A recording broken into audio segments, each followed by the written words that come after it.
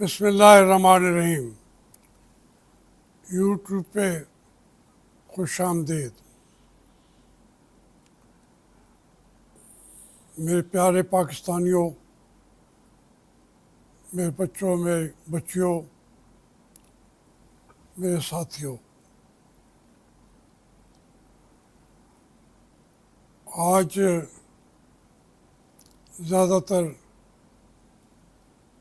Budget की बातें होंगी पूरे मुल्क में। तो वो हम भी सब अगर बजट की बात करें तो इतना जो बग़ैर तैयारी के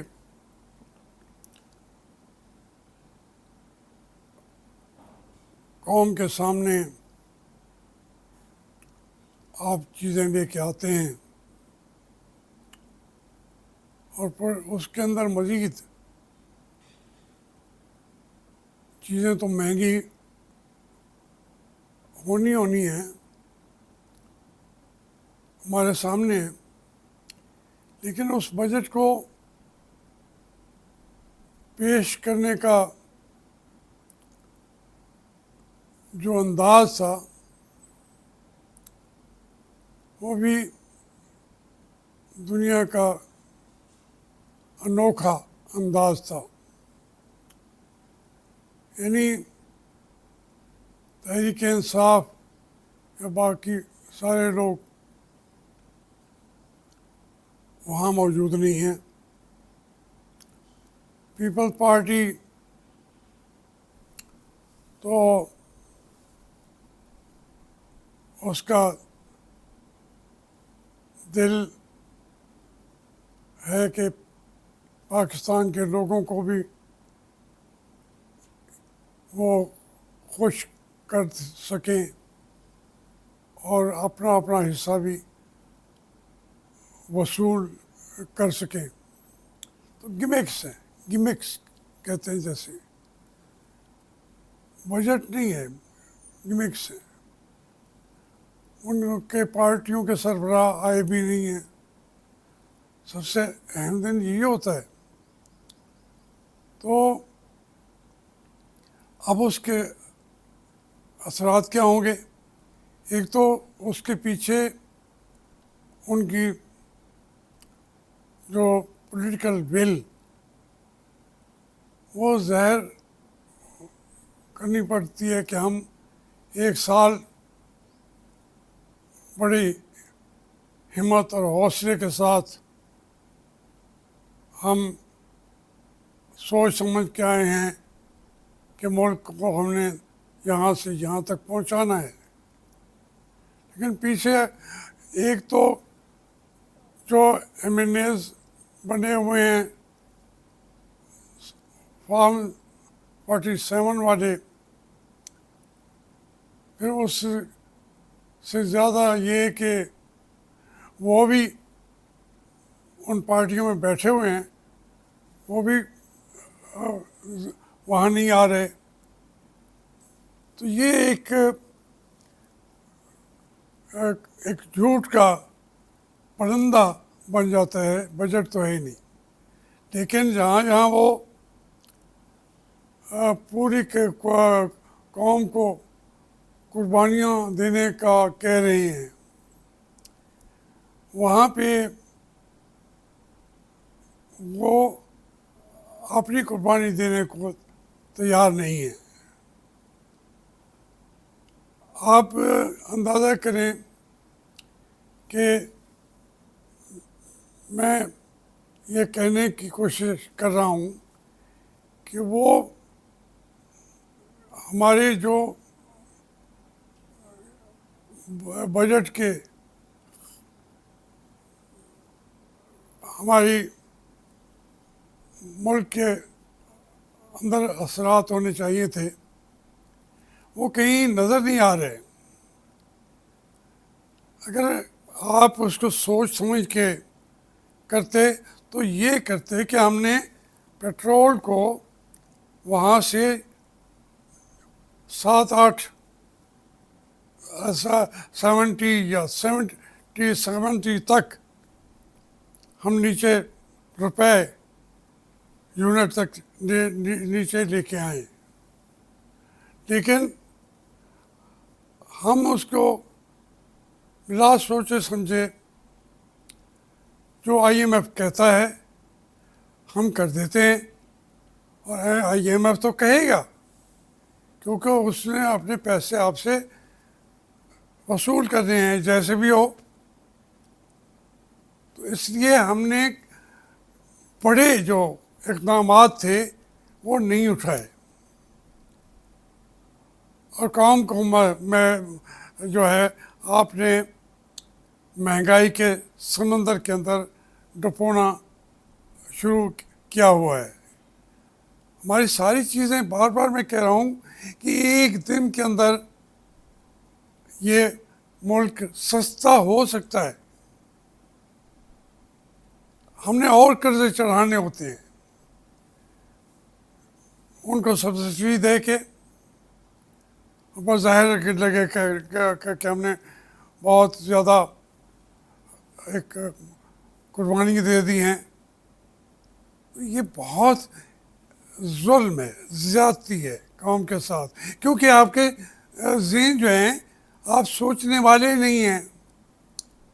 वही चेहरे हैं, वही अंदाज है। 50 साल से हम जिन लीडरों से हम वो अपने दुखों का इलाज कराते रहते हैं, वही के वही हकीम हैं। तो इसमें बुनियादी चेंजेस तो लाई नहीं गई हैं। सिर्फ अपने जो आपसे इख्तलाफ करने की तो जैसे तवक्को भी हो, उनको हम पकड़ के वो गिरफ्तार करके जेलों में डाल देते हैं। अब ये देखें ना, जो इमरान रियाज का इशू है, मैं फिर अर्ज़ करता हूँ कि इमरान रियाज से इख्तलाफ हो सकता है और है, बहुत सारों पे चीज़ों पे है, मुझे भी है। लेकिन एक आदमी हज के एहराम को बांध के जा रहा है, पहले तो रात दिन जो हज की वजारत है वो कहती रहती है कि आप बेहतर है एहराम बांध के जहाज़ पे बैठें। तो अब कहते हैं जी वो एहराम बांध के नहीं जा रहा था। तो ये आप कैसे किसी की नीयत पर वो कर सकते हैं? तो सच्ची बात यह है कि आपने इंतहाई ज़्यादती की है कि मुल्क से बाहर नहीं जाने देना, मुल्क से अंदर से नहीं आने देना। ये छोटी छोटी चीज़ें मिलके एक जो मुल्क है उसको फैशिस्ट मुल्क बना रहे हैं। और ये बल्कि मैंने एक दफ़ा कहा था भुट्टो साहब को मुलाकात में कि ये आप फैशिस्ट हैं। तो उन्होंने कहा कि आपको पता भी है फैशिस्ट उसका मानी क्या होता है फैशिस्ट के? तो मैंने कहा था भुट्टो साहब, मैं फ़िलासफ़ी का तालिब इल्म हूँ, मैं MSc फ़िलासफ़ी में कर रहा हूँ। आप बताएं तो मैं आपको 10 डेफिनेशंस बता दूँगा। लेकिन जो फैशिस्ट मौजूद हैं, मुसोलिनी है, हिटलर है करीब तरीन के, और तीसरा मैकन, आप हैं फैशिस्ट। तो वो उसको बुरा मानने के बजाय उसे मजाक में ही उड़ा दिया। बात यह है कि आप तो एक मुल्क को फैशिस्ट बनाने का एक पूरी पिक्चर आपने बना दी है। तो आपका इसको कोई एक आदमी नहीं पूरे दुनिया में मिलेगा कि जो आपने इमरान रियाज के साथ किया है, इससे पहले भी किया है। अब जो देखें ना, हमारा आज अरशद शरीफ भी याद आता है, बेशुमार एक एक लेना नाम शुरू का करूँगा तो वो बातें चलती जाएंगी। हमने एक फैशिस्ट मुल्क बना दिया है, उसको हमने इससे निकालना है। अब फिर वो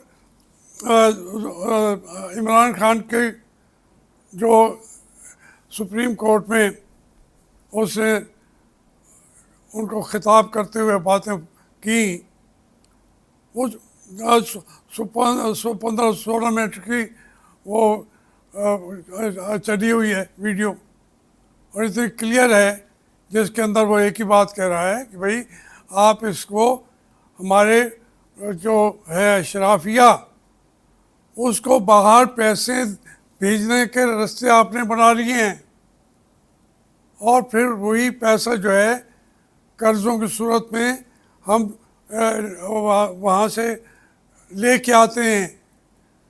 जो लोगों की रेमिटेंसेस हैं बाहर के, हमारे गरीब पाकिस्तानी कमा के भेजते हैं, उसको हम अशराफिया के सपोर्ट कर देते हैं, सारे का सारी दौलत को। तो इस तरीके से कैसे ये चलेगा? आपको इतराज़ सिर्फ ये है कि वो वीडियो कहाँ से सामने आ गई। भाई आप ये पाबंदियाँ कोई भी लगाना चाहे, मैं जेल में बैठकर जजों से खिताब करता था, न्यूयॉर्क के पाकिस्तानियों को करता था, पाकिस्तान के अंदर बैठे हुए इलेक्शन कैंपेन के अंदर भी मैं जलसे करता था। तो ये रास्ते आप बंद कर नहीं सकते कि इमरान खान की जो वहाँ पे सुप्रीम कोर्ट के अंदर जो पेशी है उसको पूरी कौम से छुपा के हम आवाज़ को ना निकलने देंगे। आवाज़ निकल आती है। मैं आपको कह रहा हूँ कि ये जो हमारे सियासतदान हैं, मियाँ नवाज शरीफ साहब के पास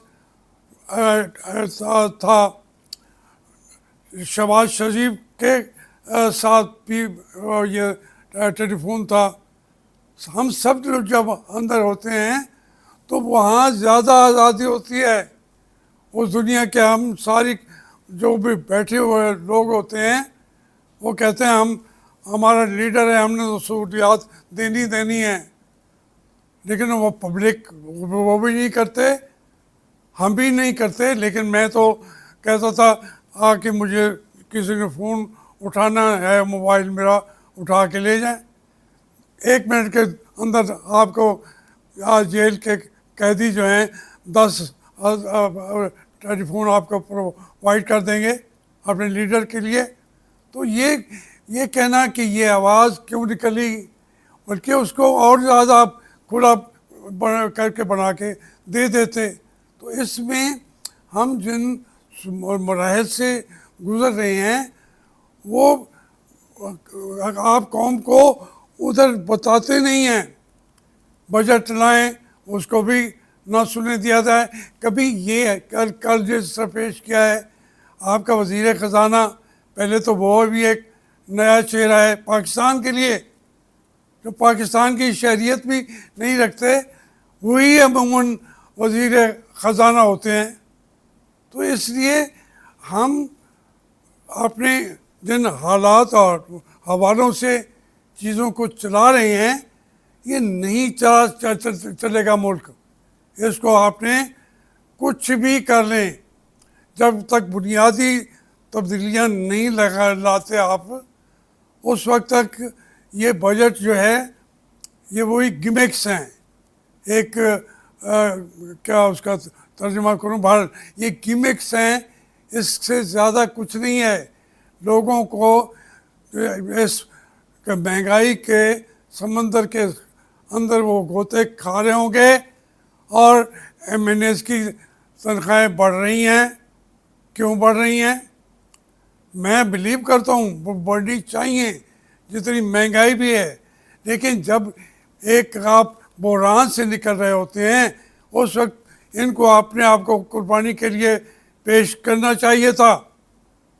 क्या जो जितनी भी महंगाई है इसमें हम वो अपनी सैलरीज में इजाफे नहीं करेंगे।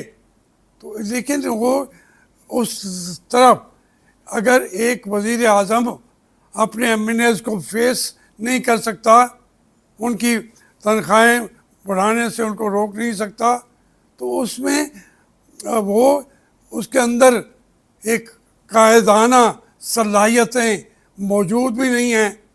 तो इसलिए हम सारे के सारी इन मसाइल में जो कौम को मुसीबत में डाल के चले जाते हैं, आप पूरे मुल्क का एक तबका देख लें कि जो इस बजट से खुश हुआ हो, सिवाय अशराफिया के।